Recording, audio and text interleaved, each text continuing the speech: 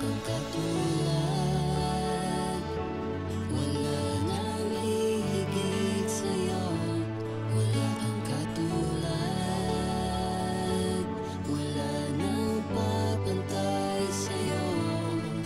Ikaw ang Diyos noon pa man, maging ngayon at kailanman. Sa habang panahon, wala kang katulad.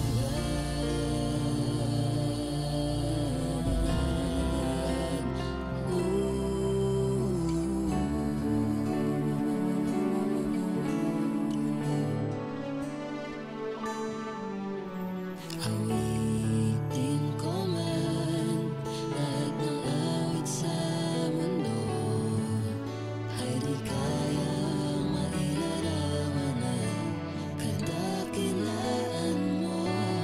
Kulang ang lahat ng tula, kulang maging mga salita upang ihayag ang kabutihan mo.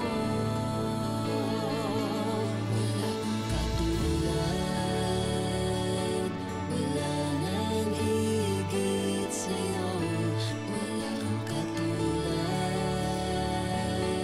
wala nang papantay sa'yo.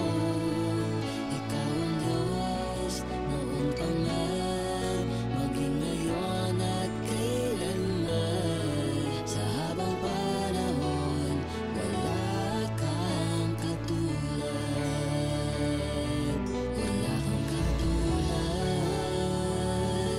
wala nang higit sa'yo. Wala kang katulad, wala nang papantay sa'yo. Ikaw ang Diyos noon pa man, maging ngayon at kailanman. Sa habang panahon, wala kang Diyos.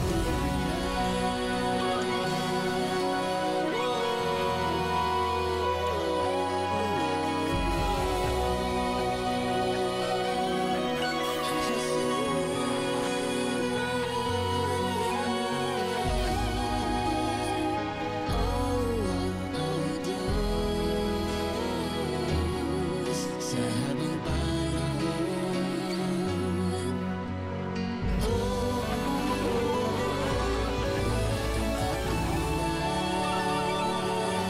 wala nang higit sa'yo. Wala kang katulad, wala nang papantay sa'yo. Ikaw ang Diyos noon pa man, maging ngayon at kailanman. Sa habang panahon, wala kang katulad. Wala kang katulad, wala nang higit sa'yo. Wala kang katulad, wala nang papantay sa'yo. Ikaw ang Diyos noon pa man, maging ngayon at kailanman. Sa habang panahon, wala kang katulad. Sa habang panahon, wala kang katulad. Sa habang panahon, wala kang katulad.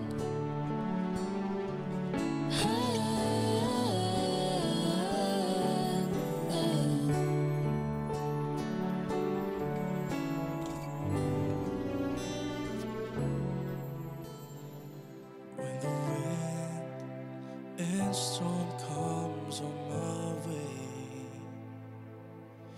even when a flood comes every day, I look up to the heavens, to Jesus, Savior, King. I lift my hands to Him on solid ground. In the day when I'm lonely and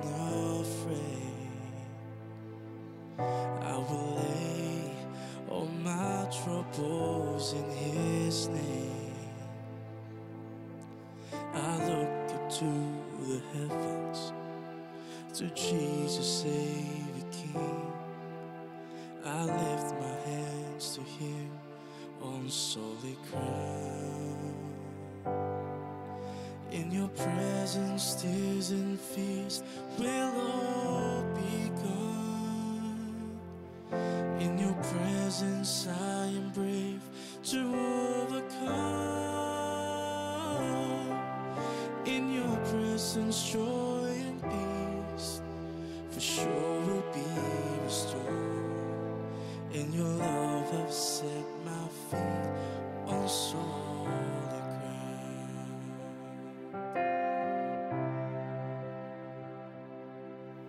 When I walk on deep and troubled waters, I will never fear, for you were there. You were always there to lift me. When I call, you answer me.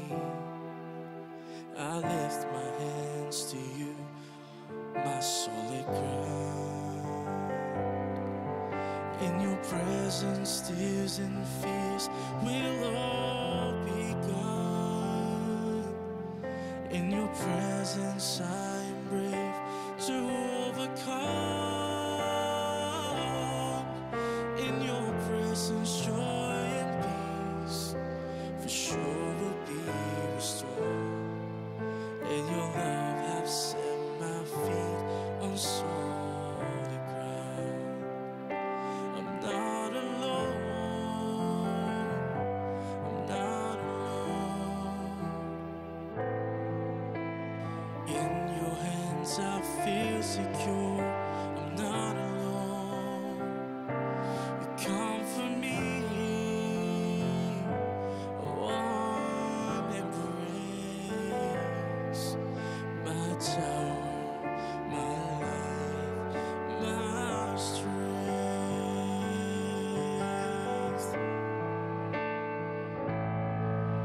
In your presence, tears and fears will all be gone. In your presence, I am brave to overcome. In your presence, joy and peace for sure will be restored. And your love have set my feet on solid ground. And your love have set my feet on solid ground. And your love have set my feet on solid ground.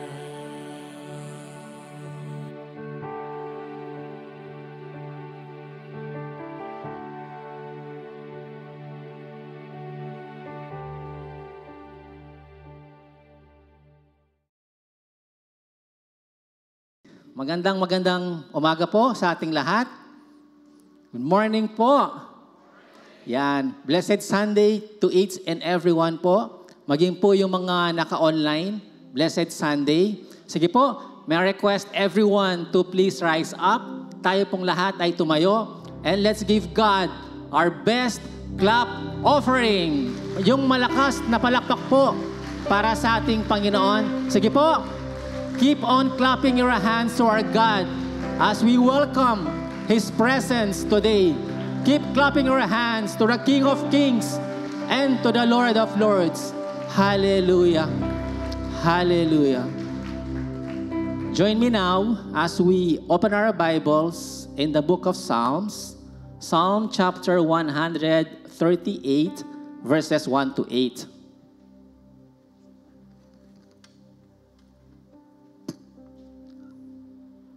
Psalm 138, verses 1 to 8. Let's read the Word of God all together. Let's read it aloud and with deep reverence. Alam niyo po, in the Old Testament, when the Word of God is being read publicly, ito ay binabasa ng malakas and people listened attentively. And after hearing the Word of God, after it has been read, Their responses were four things. Number one, they say, Amen, Amen. You know why? Kung bakit po twice na binabanggit at sinasabi yung Amen?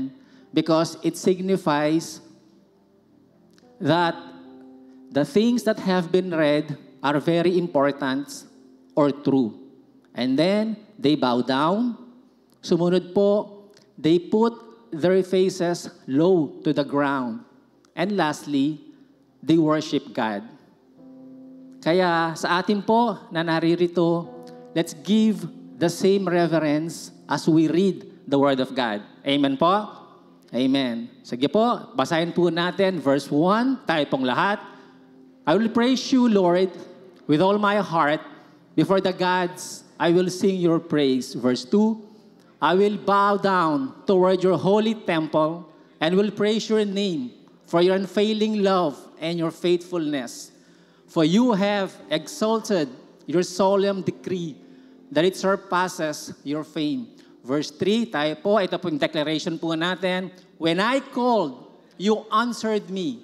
You greatly emboldened me. Verse 4, may all the kings of the earth praise you, Lord, when they hear what you have decreed. May they sing of the ways of the Lord, for the glory of the Lord is great.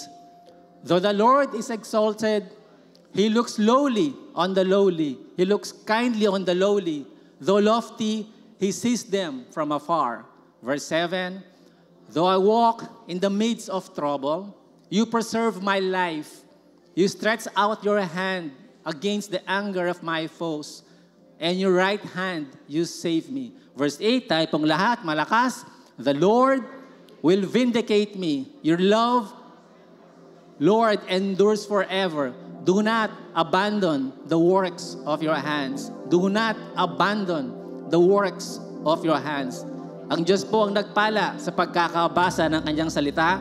Amen? Amen. Amen. Malakas na palakpak po sa ating Panginoon. Let's all bow our heads and let's pray. Tayo pong lahat ay manalangin.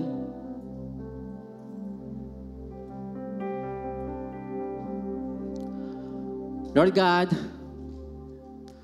we declare that you are our sovereign God. We come to you, O God, praising you and worshiping you because you are worthy of our praise. You're worthy to be adored. And as we come before you, O Lord, nagpapalinis po kami, Panginoon, sa aming mga pagkakasala, sa anumang kasalanan or unrighteousness that you see in us. Gaya po ng sabi ng psalmist, search me, O God, and know my heart. Test me and know my thoughts. Point out anything in me that offends you and lead me along the path of everlasting life. O Diyos, ako'y iyong siyasatin. Alamin ang aking isip. Subukin mo ako ngayon kung ano ang aking nais. Kung ako ay hindi tapat, iyong nababatid. Sa buhay na walang hanggan, samahan mo at ihatid. And right now, O God, we demolish all arguments and pretensions that set itself against the knowledge of God, and we take captive of every thought to make it obedient to Christ. Ginagapi namin ang lahat ng pagmamataas laban sa kaalaman sa Diyos, at binibihag namin ang lahat ng kaisipan upang matutong sumunod kay Kristo. And we believe, O God, that despite of what is happening around the world, among the big nations in US, in Israel, in China or Russia, we believe, O God, that even now, you see each and everyone at Christ in you. Lord, you see our hearts, you see our burdens, and you hear our prayers, because we believe you are a very personal God. And we believe you are an answering God, that you will not turn your face nor a deaf ear to those who trust in you. Oh God, we thank you for the victory that we will experience today. Salamat po, O Diyos, sa isang matagumpay na gawain na aming mararanasan sa araw na to. Sa iyo lamang po ang pinakamataas na papuri, pasasalamat, at pagsamba sa pangalan ng aming Panginoong Yesus. Ang lahat po ay nagsabi ng malakas na Amen and Amen. Isang magandang araw po sa ating lahat. The word of the Lord says that God inhabits the praises of His people. God is not a distant God. He is very personal. At ang King of Kings at Lord of Lords ay nandirito po sa lugar na ito. And what do you do when the King is in the room? We give our best praise and our best worship. Amen? Kaya naman po sa oras na ito, lahat po ng excited na magbigay ng pinakamabuting papuri at pasasalamat sa ating Panginoon, magsabi ng malakas na Hallelujah! Minsan pa po, all of us who are excited to praise and worship the Lord, say Hallelujah! Let's give the Lord a hand of praise!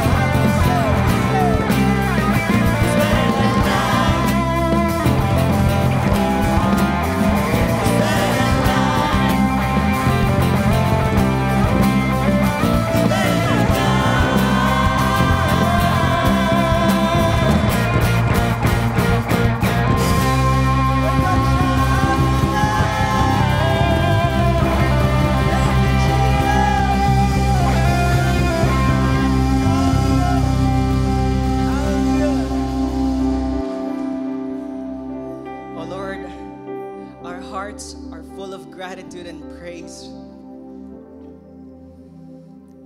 We exalt your name, O God. And we come here, coming with nothing but desire to seek your face, to encounter you, Lord, and to get to know you better. And I pray, Lord, that as we grow deeper in you, we will experience a greater grace that comes from you, our Lord and Savior. That at the end of this service, Lord, we can say of how great you are, of how great our God is, of how unconditional and immeasurable your love, your mercy, and your grace for us. Lord, we offer our lives to you. Hallelujah.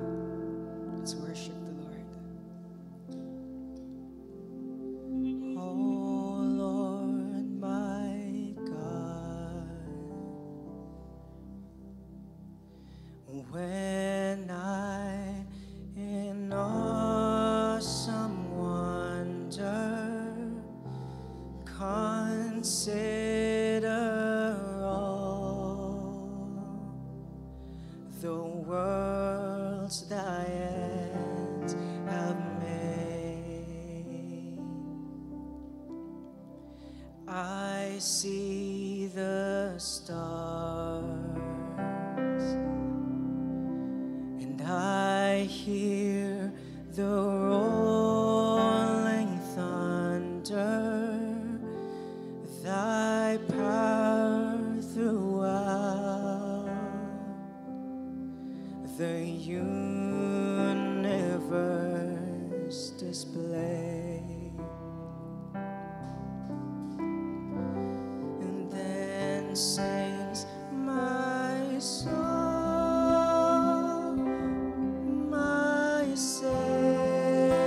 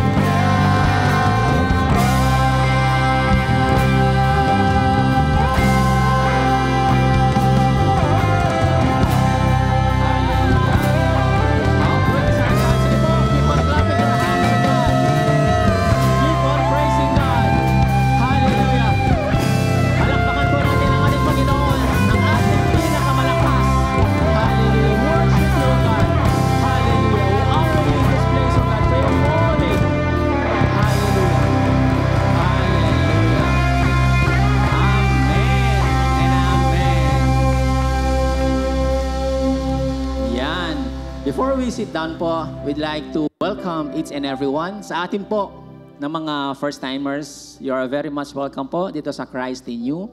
We would like to request you to maiwan po mamaya, even for a few minutes. Kakausapin po kayo ng ating mga ushers to pray for you, to connect with you, at bibigyan po kayo ng snacks mamaya po. Alright? And to all of us right here, magkamayan po tayo. Let's welcome each and everyone as we sing this song.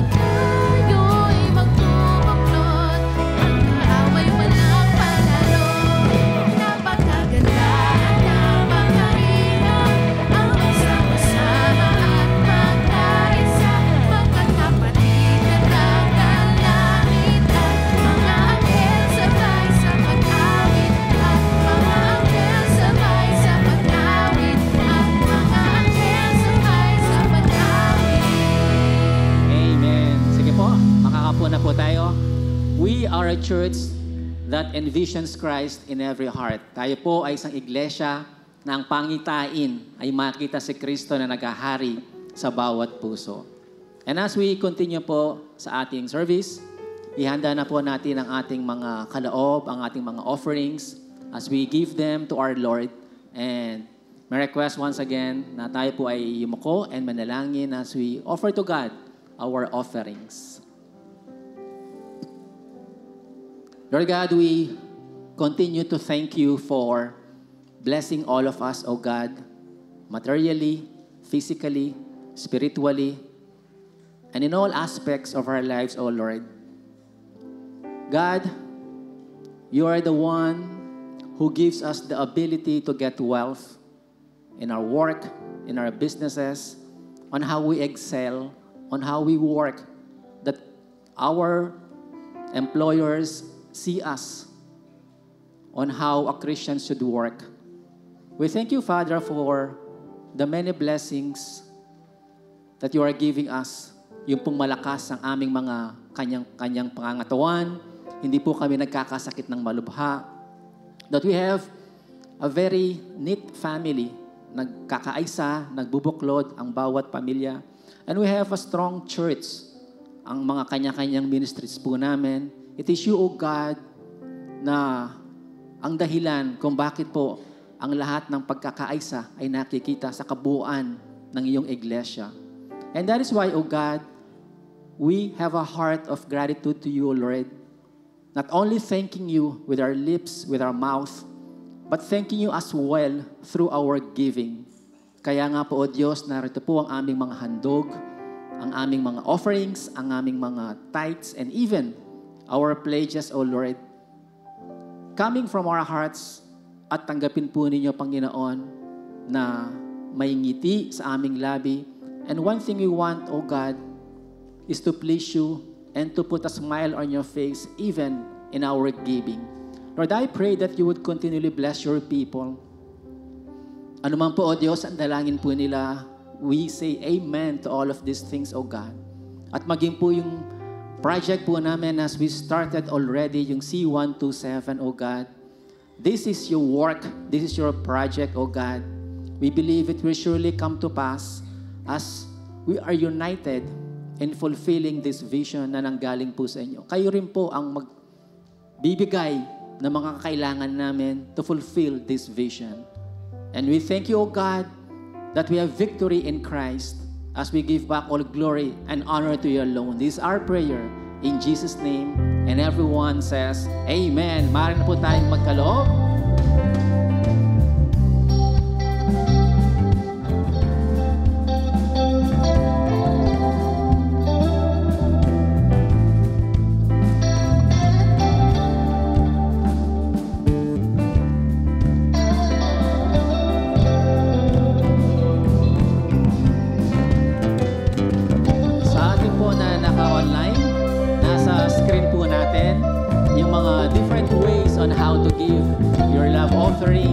your tithes, and even your pledges. God bless you, church. Pagpalain po kayo ng Panginoon. And as we continue po sa atin, we have our program, our service, we have one important announcement. Panoorin po natin itong AVP.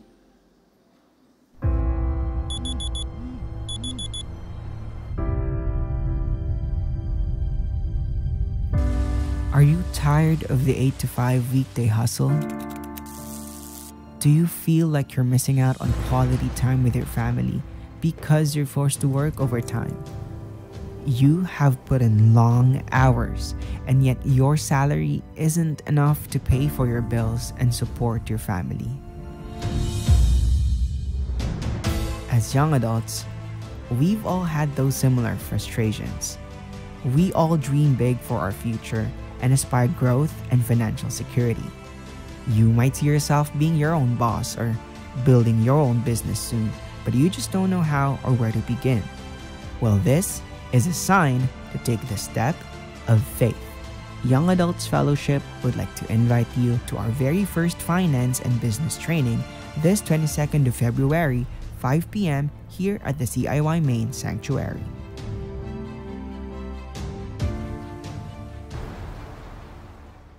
Hi, I'm Brother Henry Supan, the Managing Consultant of Goal Business Management Services. One of our missions is to inspire young professionals to become entrepreneur. So we are making business model canvas, having a system on operations, strategies on marketing, stopping on admin and scoreboard and finances, proper management on their cash flow and incomes. So with that, we would like to invite all young professionals to join us in our business symposium entitled Startup From Vision to Victory, Arise and Build Your Dream Business. Don't miss this opportunity. Feb 22, 5 p.m., Christ in You Main. See you there. Yan, sige po, malakas na palakpak sa Panginoon. Tuloy na tuloy po ang YAF Startup From Vision to Victory. I believe registration is still open. Mamaya po, after the service, punta po kayo sa labas, mag-register po kayo. Meron lamang pong minimal fee na 350 pesos. Again, start up from YAF, from vision to victory, arise and build your dream business. 5:22, 5 p.m. dito po sa CIY Main. And I believe tayo pong lahat ay handang-handa na as we listen to the Word of God na dadalhin po sa atin the faithful servant, woman of God, Pastora Glenda Francisco. Malakas na palakpak po sa Panginoon. Thank you, Sir Nald. Magandang umaga po sa ating lahat. I am so much excited today to see these beautiful faces. Lahat po kayo ay na-miss po namin, pero hindi po kayo nawawala sa aming pong panalangin. Tayo po ay may tema this 2025 na Arise and Build. And the Lord has ordained this year for all of us to arise and build. Ito po ay inilagay po sa puso ng ating pong bishop and it has been confirmed by the church council. At alam ko po ito ang talagang nais ng Panginoon na makita natin at maranasan ngayong 2025. Na hindi lang po mangilan ang kanyang gagamitin kung hindi lahat tayo magkakaisa para sa ipinapagawa ng ating Panginoon. Samahan niyo po ko sa pagbukas ng inyong mga Biblia in Nehemiah chapter 2 verse 20. Ganito pong sinasabi po sa wikang Ingles, Then I replied to them, The God of heaven will make us prosper, and we His servants will arise and build. Sa wikang Tagalog po, sinagot ko sila, pagtatagumpayin kami ng Diyos ng kalangitan at kami na kanyang mga lingkod ay magsisimula ng magtayo. Tayo po muna ay pansumadaling yumuko at manalangin. We thank you, Lord, for this time together wherein we will study your word. We're praying, O God, for the enlightenment of the Holy Spirit upon our hearts, so that we can respond well to the challenges or to the teachings, the commands that you will give unto us this day. In our hearts, Lord, it is our desire that you will be honored and your will and your purposes will be accomplished in our lives. Thank you for your move this day. This is our prayer in Jesus' name. At tayong lahat po'y magsabi po ng Amen. Tayo po'y nagkaroon ng prayer operation last January po dahil po nag-call po ng prayer and fasting ang ating pong bishop from March 20 to Feb 9 at yan po'y natapos na. For 21 days, tayo rin po'y nagkita at nagkaroon po ng revival conference. At napakaganda po ng naging atmosphere.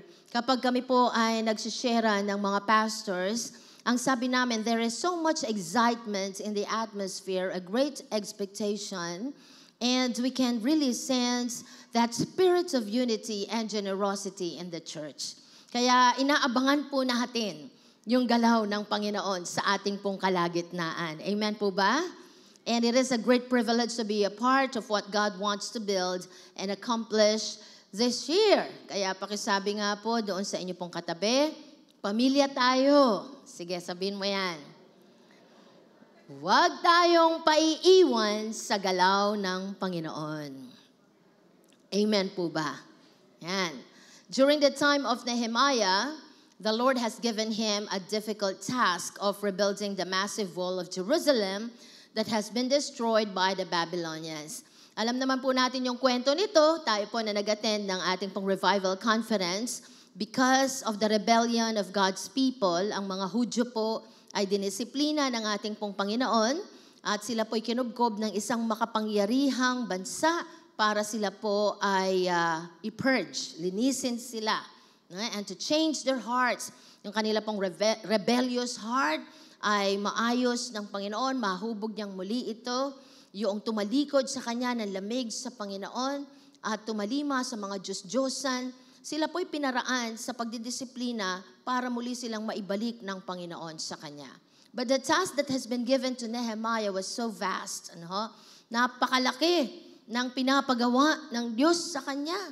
Nung pong final week ng day 5, ng ating pong revival conference, ipinakita po sa atin ni Pastor Zion yung laki noong pader na kanila pong itatatag. Yung kapal po nito ay 6 feet. Kung meron pong 6-footer dito, pag pinahiga mo yan, yan yung kapal ng kanilang itatayong pader. Yung height po niya ay 40 feet. Ako po ay 5'2", no?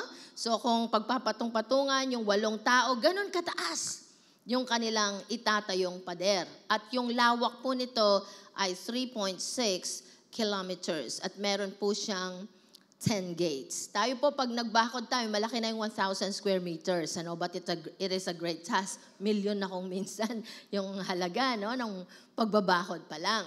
Ito, napakalaki talaga ng pinapagawa ng Panginoon. Kaya kailangang mahihanda yung kanyang gagamitin doon sa dakilang bagay na pinapagawa ng Diyos. Preparation is a must, no? If we want to succeed in a great task. Mahalagang mahalaga. It is non-negotiable. It is a must. Kailangan po yung paghanda kung gusto nating magtagumpay doon sa pinapagawa ng Diyos sa atin. Ang sabi po ni Redpath, there is no winning without warfare. Walang tagumpay kung walang labanan. There is no opportunity without opposition.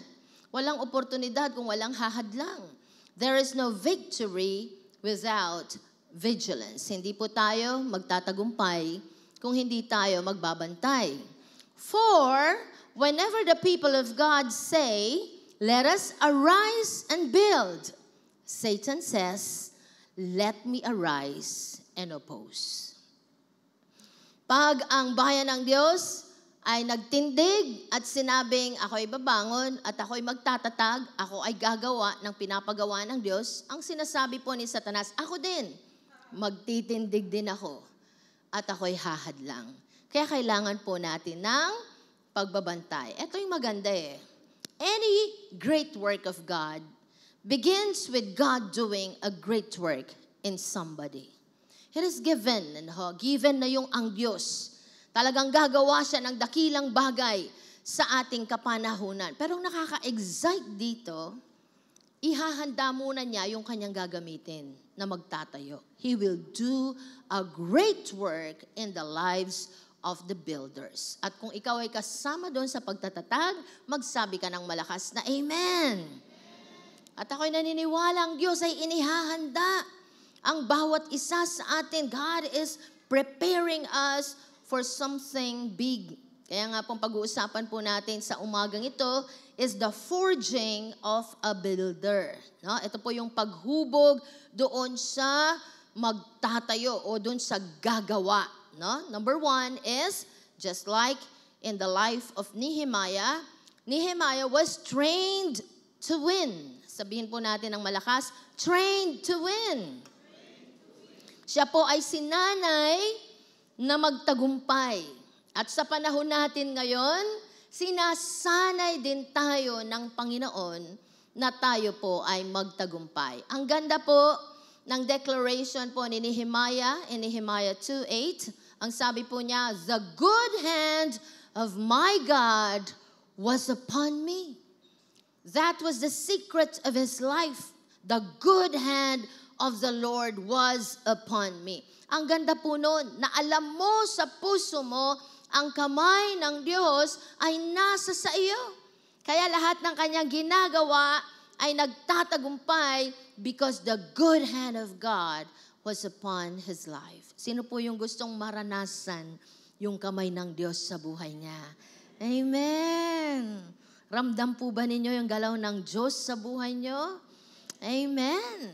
Si Nehemiah po, despite born in captivity, he never allowed himself to succumb to the unfortunate situation.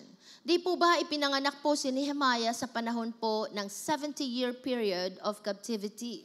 Hindi po siya kasama doon sa hinakot ng mga Babylonians from Jerusalem to Babylon. Siya po'y ipinanganak na sa Babylon doon sa panahon ng 70 years of captivity. So, ibig sabihin niya, nung siya po ay ipinanganak, no? He was born a slave. He was born to serve. Alipin na sila kasi bihag po sila ng mga Babylonians. That was his situation. Pero hindi po siya nagpasakop o nagpasailalim sa kanyang abang kalagayan. Alam niyo po, they were treated as slave, the lowest position that can be experienced by men. Ang mga slaves po noon, yung mga alipin, wala po silang karapatan. Yan na po yung pinakamababang posisyon. Kapag ayaw ka nang magtrabaho ng amo mo, hindi na nagustuhan ang iyong pagsisilbi at sinabi niyang papatayin na kita, hindi ka makakatanggi. Kasi pag-aari ka niya. Ikaw ay isang alipin lamang at magagawa niya kung anong gusto niyang gawin sa mga alipin. So, ganyan yung abang kalagayan po ni Nehemiah. He was surrounded by slaves. San man siya bumaling, puro mga alipin, yung mga kasamahan po niyang mga Hudyo ay naging alipin po sa Babylon. He was in the atmosphere of slavery. But he did not allow the victim mentality to rule his life. Yun yung maganda sa kanya. Bakit? Dahil sa kabila po ng nasa lugar siya ng mga taong pagano o sumasamba, mananamba sila ng mga Diyos-Diyosan, napanatili po niya yung malapit na relasyon sa Diyos. Hindi niya kinalimutan ang Panginoon dun sa kanyang abang kalagayan. Kung kayo po ay nakinig sa ating pong revival conference, si Pastora Carmela ay tinuro po niya yung patungkol sa immerse. He was immersed in prayer. Palagi po yung pakikipag-ugnay niya sa Panginoon. Kahit na yung kanyang kapaligiran ay punong-puno ng pananamba ng mga Diyos-Diyosan. Parang sa panahon po natin ngayon, we are living in the last days. Pag lumabas ka, napakarumi no, ng mundo.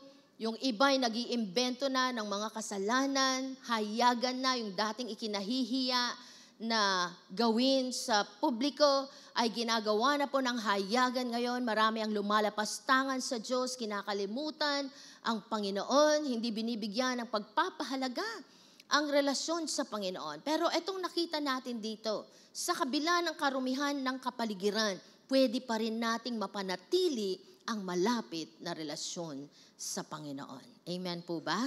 Yan po si Nehemiah. He did not allow the victim mentality to rule his life. Hindi niya pinahintulutan ang kaisipan ng isang biktima ang maghari sa buhay niya. He even excelled in his work and secured a position of trust in the palace of the king. Tingnan po ninyo to. Alipin siya. Pero siya ay nangibabaw sa kanyang pagtatrabaho. Sa katunayan po, nakakuha siya ng posisyon. Nakuha niya yung tiwala ng hari. At siya po ay nagtatrabaho bilang isang cup-bearer. A position of integrity. Hindi ka pwedeng maging cup-bearer kung hindi ka pinagkakatiwalaan ng hari. Napakalayo. From being a slave to being a cup-bearer. Bakit nagtagumpay siya? Wala kasi siyang victim mentality. He emerged in a position of integrity. Umangat siya sa posisyon po ng integridad. Yung dating hindi pinapansin, minamaliit, no? Maaaring minamaltrato din po sila dahil mga kaaway po ito. Actually, they really oppressed the Jews. Kaya nga po nagalit ang Panginoon sa mga Babylons at pinarusahan din po sila. No? Pero itong si Nehemiah, makikita po natin na hindi mababakas sa kanya yung victim mentality. He has a winning attitude. Siya ay may panalong pananaw. At yan ang paghahanda na ginawa ng Diyos sa kanya. In our times today, God also is training us to have a winning attitude. How to exhibit a winning attitude. Winning attitude says, ang panalong pananaw ay nagsasabing, I am not defined by my failures in the past. I can learn from my mistakes and rise up wiser and stronger. Hindi ang mga pagkakamali, kabiguan at pagbagsak ko sa nakaraan ang magtatakda ng aking pagkakakilanlan. Pwede akong matuto sa aking mga kabiguan at bumangon ng higit na pinadunong at pinalakas ng ating Panginoon. Sino ba sa atin ang hindi pa nagkamali? Wala. Lahat tayo nagkamali. Sino po dito yung hindi pa bumagsak? Wala din. Lahat din tayo nakaranas na po ng pagbagsak sa ating pong mga buhay. Sino yung hindi pa nabigo dito? Wala. Lahat naman tayo nakaranas na rin ng kabiguan sa ating pong mga buhay. At kapag nangyari sa atin ito, napakasakit. Tama po ba? Kung minsan hindi lang tayong masasaktan, hindi lang tayong maawawalan, maaapektuhan pati yung mga malalapit sa buhay natin. Yung kapamilya natin, pag na-bankrupt ka, damay-damay yan. Hindi lang ikaw ang apektado, hindi lang ikaw ang malulungkot, hindi lang ikaw ang mabibigo, damay. Kasama dyan ang buong pamilya na masasaktan. It's so painful to experience failures in life. Lahat tayo nakaranas ng pagkabigo at pagkakamali sa buhay. Pero hindi pa po yan ang katapusan ng buhay natin. Ang sabi nga po ng Proverbs 24:16a, for the lovers of God, the righteous, tayo po yan, may suffer adversity and stumble 7 times. 7 beses ka mang bumagsak, 7 beses ka mang matisod. But, anong sabi dyan? They will continue to rise over and over again. Amen. Kapag ikaw ay nakaranas ng pagkabigo, bumangon ka uli. Failures and mistakes are not fatal. They are not deadly as long as we have the willpower to rise up. So never allow failures and mistakes to conclude our lives. Ang pagkabigo po at pagkakamali hindi nakamamatay kung may lakas tayo ng kalooban na bumangon at matuto. Huwag nating hayaan na ang kabiguan at pagkakamali ay wakasan ang ating buhay. This is not the conclusion of our life. Mga kapatid, kahit may kabiguan, life is still beautiful. Bakit? Kristiyano ka eh. Pag Kristiyano ka, ang dami ng pagpaplano ng Diyos sa buhay natin. If we will read Psalm 139, ang ganda, no? Ng pagpaplano ng Diyos sa ating pong mga buhay, sa mga binanal niya, sa mga nagtitiwala sa Kanya. Ngayon, kung magpapalugmok ka at hihinto ka na dahil nakaranas ka ng pagkakamali at pagkabigo sa buhay mo, hindi mo na mararanasan yung magandang pinaplano ng Diyos sa buhay mo. Yung iba, kung minsan dahil di nila matanggap ang kabiguan, may gustong magpakamatay. Huwag po natin gagawin yan, mga kapatid. Kailangan humugot tayo ng lakas na bumangon muli. Bumawi tayo. And let us maximize everything that we can learn out of that mistake. Capitalize on that mistake. Because it is very costly. Mahal ang magkamali. Marami ang masasaktan. Pati ikaw, masasaktan ka. Kaya ang gawin natin, no? Lahat ng pwede nating matutunan doon sa pagkakamali natin, hugutin natin yan, isulat natin, itago natin sa puso natin upang wag nang maulit ito sa ating mga buhay. Bumangon tayo ng higit na pinadunong ng Panginoon at pinalakas ng Kanyang biyaya. Amen? Sige po, palakpakan po natin si Jesus. Hallelujah! God is a God of second chance. Letter B. Na? Ano ba ang sinasabi ng may panalong pananaw? My unfortunate situation is an opportunity to fully depend on God for fruitful labor. Ang aking abang kalagayan ay oportunidad na buong puso akong magtitiwala sa Panginoon para sa isang mabungang buhay. Di po ba nung napunta po sila sa Babylon o si Nehemiah ay ipinanganak na doon sa Babylon, he was born a slave. Abang-aba ang kanyang sitwasyon.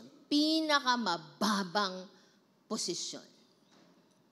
Pero ginamit po niya yung pagkakataon na yon na doon sa kanyang kalagayan, lalo siyang nagtiwala sa Panginoon. Yung iba kapag nakakarating po doon sa sadlak na sitwasyon, kung minsan nagtatanong sa Panginoon, nagtatampo sa Diyos, bakit kung kailan ako nagpakalalim, kung kailan ako naglingkod, kung kailan ako tumodo, Panginoon, doon ko nararanasan yung sadsad na kalagayang ito. Abay, magandang oportunidad yan para maranasan po natin yung biyaya ng Panginoon. Huwag ka munang magrereklamo at magtatampo sa Lord. Alam niyo po, si Pablo, nangyari sa kanya yan. In 2 Corinthians chapter 12, verse 7, sabi po dito, because of the extraordinary greatness of the revelations. Si Pablo po kasi nakarating ng ikatlong langit yan. Ang daming kapayhayagan ng Diyos sa kanya. He saw visions. So para hindi po siya maging palalo, hindi siya maging mayabang, dahil ayaw ng Diyos ang kayabangan. No? To keep me from exalting myself, there was given to me a thorn in the flesh, a messenger of Satan to torment me, to keep me from exalting myself. Verses 8 and 9, 3 times I pleaded with the Lord to relieve me of this. But He answered me, my grace is always more than enough for you, and my power finds its full expression through your weakness. So I will celebrate my weaknesses, for when I am weak, I sense more deeply the mighty power of Christ living in me. Ganda na ho. Ngayon, para mas maging maliwanag, Tagalogin natin. Ngunit upang hindi ko ipagyabang ang kamanghamanghang pahayag ng Diyos sa akin, ako'y binigyan ng isang kapansanan sa katawan. Yun po yung thorn in the flesh. Na nagsisilbing sugo ni Satanas upang pahirapan ako. At nang sa gayoy, hindi ako maging palalo. 3 beses kong idinalangin sa Panginoon na alisin ito. Ngunit ganito ang kanyang sagot. Ang pagpapala o ang biyaya ko ay sapat sa lahat ng pangangailangan mo. Lalong nahahayag ang aking kapangyarihan kung ikaw ay mahina. Kaya't buong galak kong ipagmamalaki ang aking mga kahinaan upang lalo kong madama ang kapangyarihan ni Kristo. So kung minsan meron pong ipinapahintulot ang Diyos ng mga sadsad na kalagayan, yung you're so helpless, wala kang magawa, mahina ka. Doon sa mga pagkakataong yun ay oportunidad na lalo kang magtiwala sa Diyos, kompletong tiwala. Kasi tayong mga tao, kapag kaya nating diskartehin, dinidiskarte natin tama. Pag may sitwasyon tayo, dahil alam mo magaling ka, sanay ka, matalino ka, pinag-aralan mo yan, may pera ka, dinidiskarte natin. Kaya kung minsan ilalagay ka ng Panginoon doon sa sitwasyon na sadsad ka na wala kang pwedeng panghawakan, maliban ng Diyos, sa Kanya ka lang magtitiwala. Sinong makakatulong kay Nehemiah na siya'y isang alipin sa isang banyagang bansa? Sila'y nakatira sa paganong bansa, isang bansa na hindi maka-Diyos. Sinong tutulong sa Kanya? Walang iba, kundi ang Panginoon. Kaya buong puso siyang nagtiwala sa Diyos. Hindi inalis ng Panginoon yung thorn in the flesh kay Paul. Pero hindi rin umalis ang Panginoon sa tabi niya. Sinamahan siya ng Panginoon doon sa mahirap na kalagayan niya para matuto siyang lubusang magtiwala sa Diyos. Ayaw kasi ng Panginoon na pinagyayabang natin yung kakayahan natin, yung galing natin, yung talino natin, yung pera natin. Gusto ng Panginoon, lubos tayong nagtitiwala sa Kanya.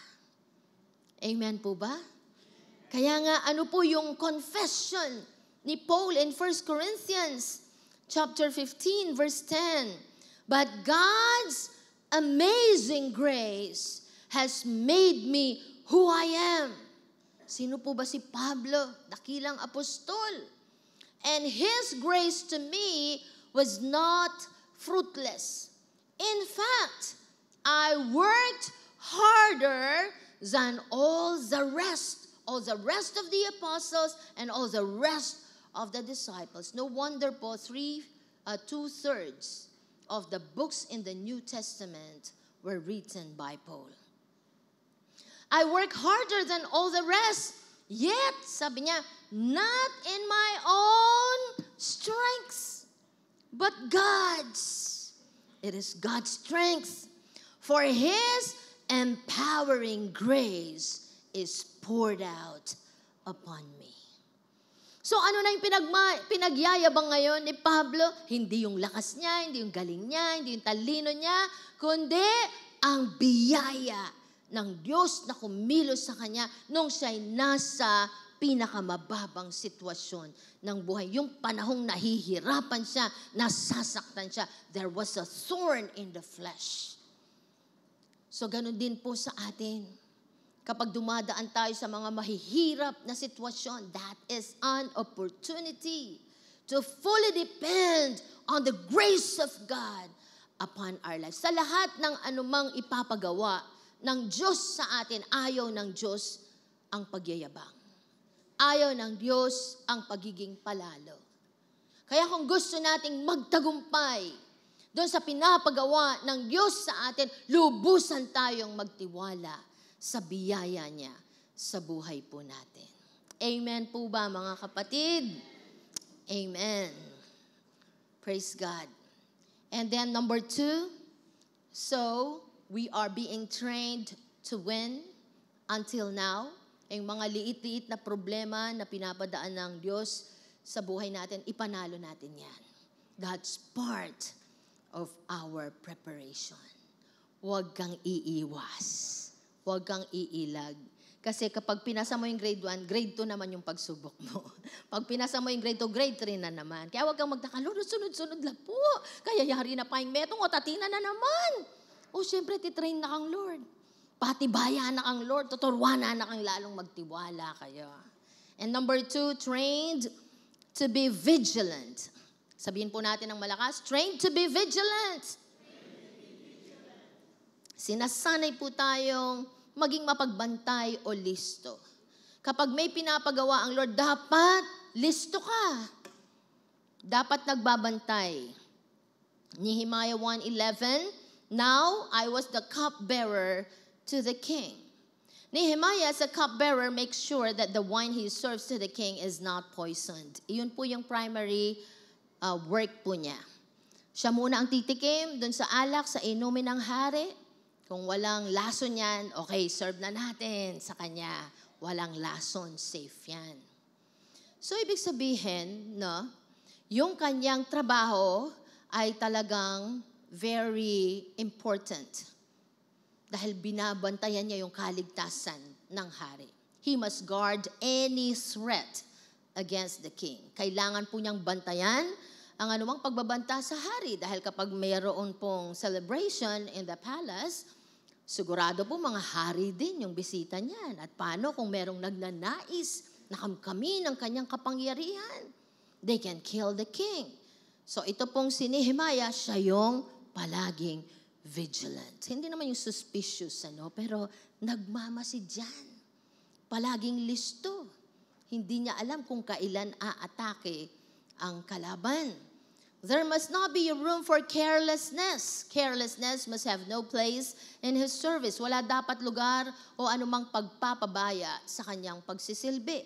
He needs to be precise or to be exact in serving the king. One mistake can lead to the death of the king and will be the termination, and that would be the termination of his job and his life as well. Siyempre, pag namatay ang hari, habang siyang nagbabantay, mawawala na siya ng trabaho. Baka hindi lang trabaho, pati buhay niya. Mawawala. Ipapapatay din siya. Kaya kailangan palaging tumpak, wasto, ang kanyang paglilingkod. No? Nakasalalay po sa kanya yung kaligtasan ng hari, kailangan ipagdepensa ito sa anumang panganib. That is why vigilance is really needed. Wanted vigilance. Areas where we need to be vigilant, letter A, against the threat of the enemy. Tayo po, pag nagtatayo tayo, huwag nating kakalimutan, may kaaway tayo. At hindi po tao ang kaaway natin. Ang kaaway natin ay mga spirito. Kaya ang payo po sa atin po ni Pedro, in 1 Peter 5:8, stay alert. The devil is poised to pounce. Nakahanda na yan. Makaposisyon na po. Main tunay, nino kayang pwede ko nga sila kayo niya na po, ne? And would like nothing better than to catch you napping. Aroret ang mitutundo. Maglalaki. Nino rin mitutundo, Kenny. Maka-ready na. Of course, hindi naman po literal yan. No? Spiritual slumber. At yan ay pinag-aralan na natin sa ating pong revival conference. We need to awaken those spirit na natutulog. Okay? Keep your guard up. You're not the only ones plunged into these hard times. It's the same with Christians all over the world. Maging handa kayo at magbantay. Ang dyablo, ang kaaway ninyo ay parang leong umaatungal at aligid. Oh, lanya, kasipin niyo po na mamaligid siya po, Ken. Umaaligid at naghahanap ng kanyang masisila. Ano yung sabi ni Red Path kanina? For whenever the people of God say, let us arise and build, Satan says, let me arise and oppose. Madlang ya po. Yan po yung kaaway po natin. Kaya magbantay po tayo. Be ready for spiritual warfare. Let us fight our battles in prayer because this is spiritual warfare.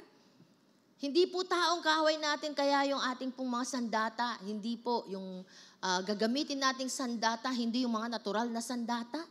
Kung tayo po ipupunta in Ephesians chapter 6, verse 18, ang tinutukoy po dito ay patungkol sa panalangin. Kung tayo makikipaglaban, we will do our battles in prayer.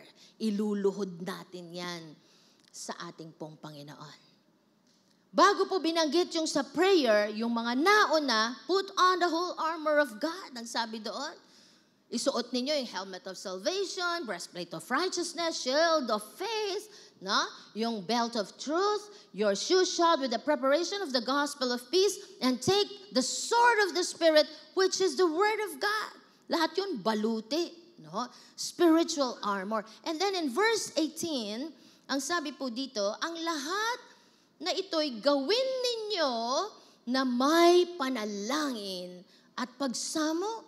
Manalangin kayo sa lahat ng pagkakataon. It is a perpetual prayer. It does not end inside the sanctuary. It does not end after our devotion.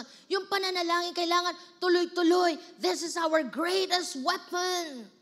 Kung nanay ka habang naguhugas ka ng plato, nananalangin ka, you are in the spirit of prayer. Kung nasa opisina ka, nagtatrabaho ka, you are in the spirit of prayer. Kung nagdideal ka ng business, you are always in the spirit of prayer. Kung ano man yung ginagawa mo, nagtatrabaho ka, namamasyal ka, namamalengke ka, nagbabantay ka ng bata, you are in the spirit of prayer because we do not know when the devil will attack us. Di natin alam kailan siya aatake sa atin. Kaya minsan nagugulat na lang tayo, maayos pa lang ang samahan sa loob ng tahanan, tapos may biglang mag-aaway. Napapansin po ba nyo yon? Nasisira yung kapayapaan sa bahay, atinang magbusit, atinang mipapate, atinang magrebelde. So that is not from the Lord. Galing sa demonyo yan. Kasi may ipinapagawang matindi ang Diyos sa buhay mo. Hinahadlangan ka. Lalakonit ang gana mo. Kaya ang pamangawa. Sabihan na kayo, kung makanano ka kanyang gawa, may pate ko pang may asawa nandin. O nano nasa biyaning asawa mo kaya ka. Diba, pinanghihinaan tayo ng loob. Hinahadlangan tayo ng demonyo. Kaya kailangan maging mapagbantay. Prayer is a powerful weapon. Ay, demonyo wala palang kalaban tam. Ay, makatakot naman. Eh, nako, bisa. Baka na kayong labanan ng demonyo, may nako. Kaya nga po spiritual weapon, it's prayer. Paano kumikilos yan? It connects us. Prayer is a powerful weapon because it connects us with God. It connects us to the source of power. God strengthens us for the fight and keeps us grounded. It moves God into action and sends the enemy running. Ang Diyos ang magtataboy sa demonyo kapag nakita na niya na ang Kristiyano'y nakaluhod at nananalangin. That is our greatest weapon. Si Nehemiah po, nung nagkaroon po ng threat, habang sila po ay nagtatrabaho, itinatayo po yung wall, anong ginawa niya? He prayed to God. Every step of the way. Simula nung in-scout po niya yung place, until the start of rebuilding the wall, up to the finish, makikita po natin yung prayer life ni Nehemiah. So, let us be vigilant. Let us always pray. Amen? Pakisabi nga sa katabi, always pray. Huwag kakalimutang manalangin. Makapangyarihan po ang panalangin. Letter B, let us be vigilant against disloyalty. Bantayan natin yung mga nawawalan na ng katapatan. Proverbs 14:14, the unfaithful will be repaid for his own ways. Likewise, a good man will be rewarded for his ways. No one can best destroy a cause or an assignment or a task than a disloyal subject. Nung kami po ay nagtitraining po sa SIFCA, dahil isa po ako sa mga pioneers po sa SIFCA, ang training po namin noon sa organization ay napakaganda. Ito po yung tinuro sa amin. The best people who can destroy an organization are the people within the organization, not those from the outside. Kasi pag nasa loob ka, alam mo lahat eh. Alam mo yung mga nangyayari, mga palakad doon. Alam mo, so you are the best person who can destroy the organization if you lose your loyalty and faithfulness in that organization.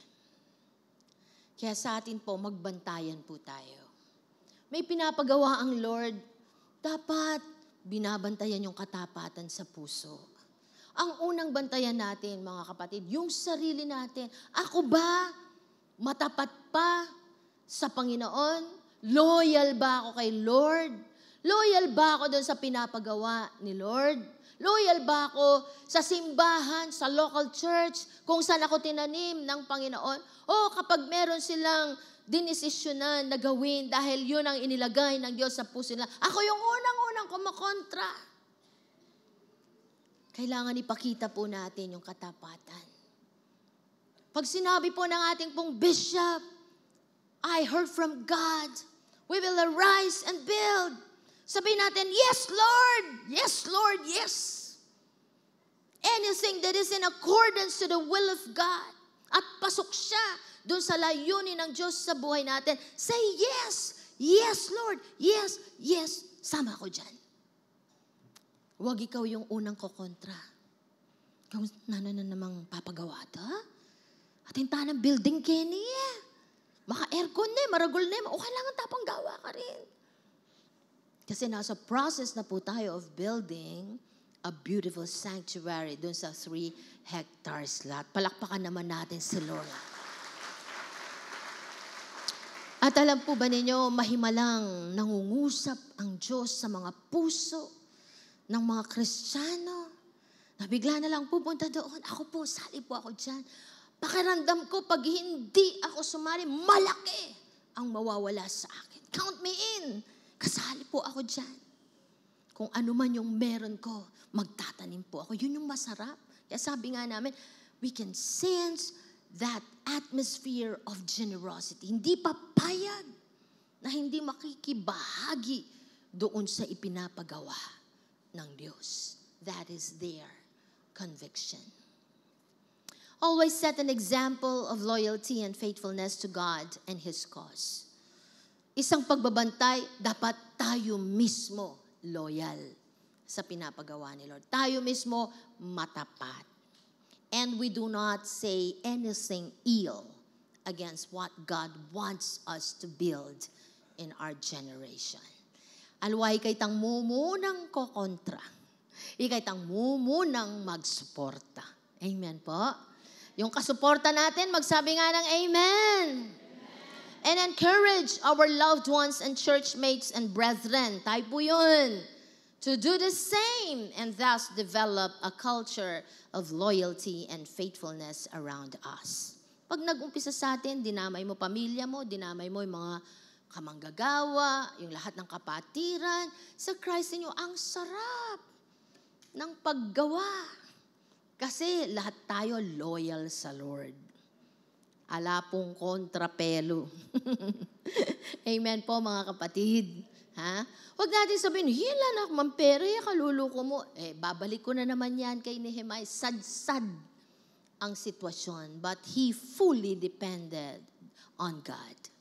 Nagtiwala sa Panginoon. Ano yung ating verse? The God of heaven will prosper us and we will arise and build. After our prayer and fasting, dami pong mga testimonies of blessing ng mga kapatid natin. No, yung mga pangarap nila, yung binuno nila sa panalangin, nagmamanifest na ngayong panahong ito. In this season of building. And lastly po, trained to persevere. Ano po yung una? Trained to... nakalimutan. The pen is mightier than the memory. Maganda kung meron po kayong cellphone. Lecture tayo. May notebook ka, mag-lecture. So you can review. Kasi after 78 hours, limot na natin yan. Ano yung una? Train to win. Number 2, Trained to be vigilant. And number 3, trained to persevere. Nehemiah 6:5, so the wall was completed on the 25th of the month of Elul in 52 days. The vast work, the great work was finished in 52 days. Nagtagumpay sila. Why? Because they persevered. When all our enemies heard it and all the nations surrounding us saw it, they lost their confidence, for they recognized that this work had been accomplished with the help of our God. Nagpursige sila, nakita ng Diyos yung pagpupursige nila, pinagpala sila at natapos po yung kanilang trabaho. Nehemiah will not earn his way up if there is no perseverance. Simula sa pagiging alipin, paakyat, doon sa pagiging cupbearer, a position of integrity, abay, mahirap yan. Hindi madali. Hindi madali yung umakyat sa corporate ladder, yung mga nagtatrabaho po dito. Mahirap, kailangan ng pagpupursige. Kung minsan makakarinig ka ng mga negatibong mga salita, may mga taong aayaw sa'yo, makikipag-compete sa'yo, may mga taong hihila sa'yo pababa, yung crab mentality. Pero kailangan ng pagpupursige. From a slave of no right to a dignified cupbearer is a long way up. Mahabang proseso yan. Mahirap na journey yan. Kailangan po ang pagpupursige. The demand for builders are called to persevere for the long haul. Kahit na matindi yung hatak, matagal, malayo, kailangan po nating magpursige kung gusto nating magtagumpay sa pinapagawa ng Diyos. Nehemiah 4:6, so we built the wall and the whole wall was joined together to half its height, for the people had a mind to work. Mabilis na nangalahati yung pagtatayo ng pader. Bakit? Handa yung kaisipan nila sa pagtatrabaho. Nagpupursige po sila. Hindi madali, mahirap, maraming pagsubok. Opo, malaki yung trabaho, kulang yung manpower. Pero nagtagumpay sila because they persevered. Dumating nga doon sa puntong naubusan na sila ng lakas. Pagod na sila. Siguro po 24 hours na silang nagtatrabaho. Thus in Judah it was said, the strength of the burden bearers is failing. Yet, there is much rubbish. Marami pa yung trabaho, wala nang lakas yung mga tagtatrabaho. And we ourselves are unable to rebuild the wall. Anong ginawa po ni Nehemiah? In-encourage po niya ang mga tao to persevere in the work. Because he experienced that. From a slave to a cupbearer, he persevered. At siya'y nagtagumpay. Kaya ang sabi po niya sa mga tao in verse 14, remember the Lord who is great and awesome. Kapag nag-fail na yung strength, that is a challenge. No? That is an opportunity to trust the strength of God, to be dependent fully on God, so that we will not boast of what we have done, but we will boast of the grace of God in our lives. Train tough. Pag nag-training ka, it must be tough. Dahil yung naghihintay na trabaho sa atin, it is a tough job. Kaya sabi ko kanina, ipasa mo. Lahat ng pagsubok na pinapadaan ng Diyos sa'yo, itinitrain ka lang ni Lord na lalong maging matatag, maging matibay. All the anticipated difficulties must be overpowered. Be holistically tough. Tough emotionally, tough mentally, tough socially, tough spiritually, tough physically. In all aspects, we must be tough. And lastly po, letter B, builders must be tough to overcome barriers. Dahil sigurado meron pong hahadlang. Si Sanballat, Salasalabat. Ne po? Haharang niya po yung Sanballat, ang popay Tobaya. Sabi po nila, let us come among them, kill them, and put a stop to the work. Serious la? Nung una, tinakot sila. Tinuloy pa rin yung trabaho. Pinagbawalan na gumawa. Tinuloy pa rin ang trabaho. Tara, punta na tayo. Pagpapatayin na natin sila para mahinto na ang trabaho nila. Ganyan katindi yung mga barriers na po, mga hadlang. Then, I saw their fear. Nakita ni Nehemiah, takot na yung mga nagtatrabaho. Nanginginig sila kasi palusog na. Yung mga kaaway, nagdamay pa sila. Yung mga kaalay nila, tinawagan nila, pagpapatayin na natin sila. So natakot po sila. Anong ginawa po ni Nehemiah? Inagapan yun, agad-agad. I rose and spoke to the nobles, the officials, and the rest of the people. Do not be afraid of them. Natakot na po ba kayo? Palagi, diba? Yung matakot ka araw-araw, temptation yan. Kaya, ang salita ng Diyos, 365, yung sinasabing, do not fear, do not fear. Kasi alam ni Lord, we will be tempted every day na tayo po'y matatakot. Yung tumayo ka lang sa pulpit, kahit sanay ka na, may mga pagkakataon, no, Sir Nald? May mga pagkakatayo ka pa, parang kinakabahan ka, parang natatakot ka. Pero kahit takot ka, nilalakasan mo yung loob mo. Kasi sabi ni Lord, fear not. Kung hindi po namin nilakasan ang loob namin nung kami natakot, hindi sana kami nangangaral ngayon. Dumaan din kami sa takot. Sa tuwing tatayo ka, natatakot. Ako nga po noon, nagtuturo lang ng bata. Bata lang yung kaharap ko eh. Pag LO prayer lang, natatakot ako. Ay, takot ako. Hindi ako marunong mag-pray. Mga ganon. Kung hindi ko nilakasan ang loob ko, hindi ko tinapangan, hindi tayo aangat sa paglilingkod sa Panginoon. Kailan ka pa magpapakatapang? Kung magpapakatapang ka rin, ngayon na! Para huwag maging hadlang yan sa paglilingkod natin sa Panginoon. Harapin na natin yung takot natin. Dahil tiyak, tutulungan tayo ng ating Diyos.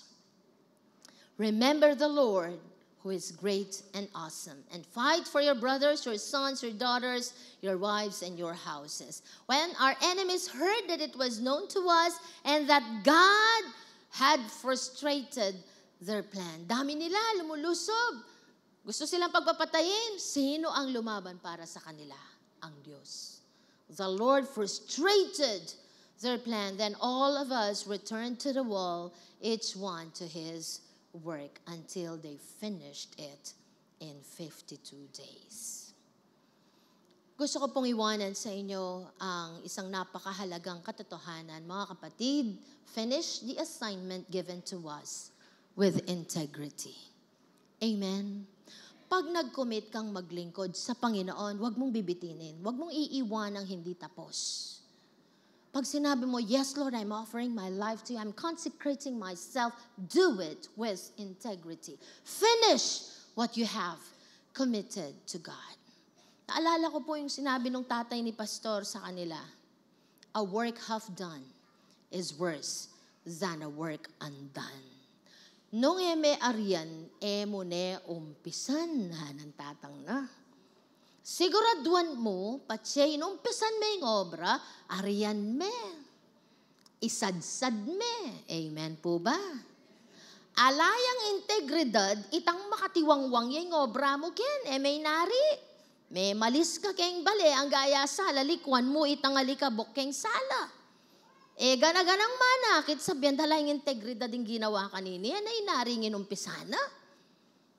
So, ganun din po sa atin, mga kapatid. When we vowed to serve God, do it all the way. Finish it. Do it with integrity. Kaya sila kahit takot na takot, hirap na hirap, pagod na pagod, sidsade po. Gewade na itang pagawa na ng Ginoo. Nila ko itang takot because they know that the good hand of the Lord is upon them. Amen.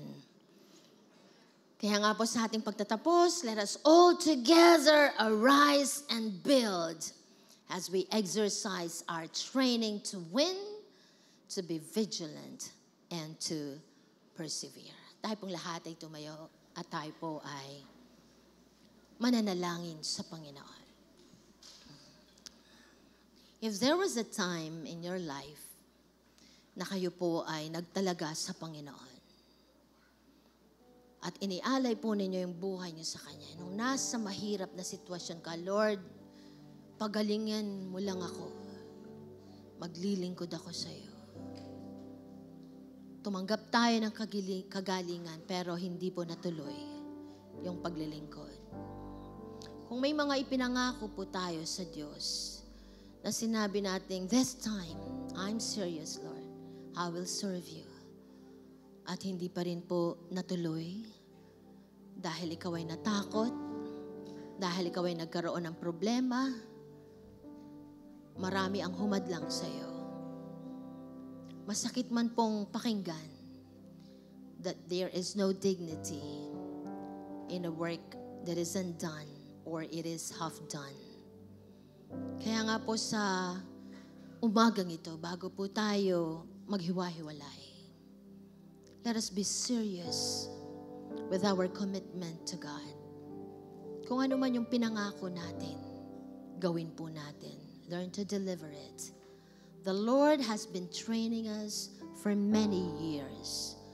The Lord has blessed us with a lot of talents. We are loaded with the gifts and the talents and the abilities. The Lord has given us health. The Lord has given us strength. The Lord has blessed us with many years. It is high time to commit our life in service unto God. Mayroon pong ipapagawang matindi ang Panginoon. And as you commit to God, magiging malinaw sa iyo yan. Ipapakita yan ng Panginoon sa iyo. And your life will never be the same because you will become very fruitful. Together with God, you will accomplish many things. So awitin po natin ang awit na ito as we continue to commune with God. Kaugnayin po natin ang Panginoon. Sige, kausapin po natin ang ating pong Panginoon as we sing this song. Thank you, Lord. Thank you, Jesus. Sa kabutihan mo, ako'y naririto upang magpuri sa iyo. O Diyos, sa kabanalan mo, nalulugod ako. Buhay ay iaalay ko. Ikaw lamang ang nagtiwala sa akin. O Diyos, di kita bibiguin.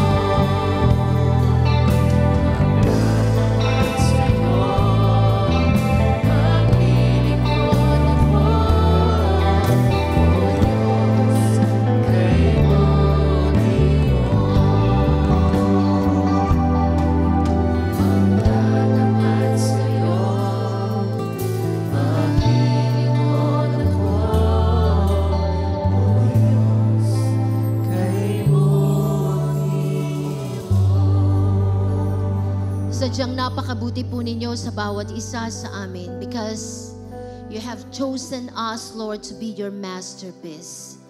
Napakaganda ng pagkakalikha sa bawat isa sa amin at pinagpala ang aming pong mga buhay.